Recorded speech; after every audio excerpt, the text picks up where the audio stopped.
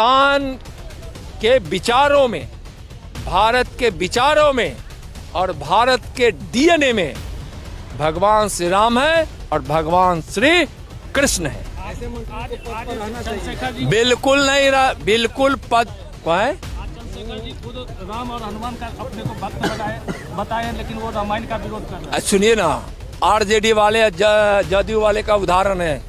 यही पहला व्यक्ति नहीं है जो नहीं बोले है। पहले भी इतिहास उठा के देखिए कितने लोगों ने बोल चुके हैं, कितने रामायण और कितना यहाँ की संस्कृति सनातन को लोगों ने गालियाँ दी है।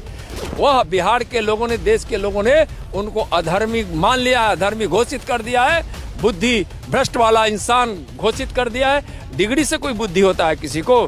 बुद्धि भ्रष्ट चंद्रशेखर जी, अधर्मी चंद्रशेखर जी को यह मैं कहता हूँ कि आपने जो अनर्थ किया है हिंदुओं को और हिंदुओं के धर्म ग्रंथों को अपमान कर, यह क्षमा योग्य नहीं है। समस्या पैदा करके समाधान के लिए चले हैं। समाधान नरेंद्र मोदी जी ने कर दिया। गरीबों की गरीबी मिटाने के लिए, देश को सुरक्षित रखने के लिए, समाज में सद्भावना और एकता के लिए, एक भारत श्रेष्ठ भारत बनाने के लिए, भारत को आत्मनिर्भर बनाने के लिए और भारत को विश्व गुरु बनाने के लिए अभी जी से यात्रा पर निकले। लोग मान लिए कि नीतीश जी कोई समाधान नहीं है, नीतीश जी बड़ी समस्या है।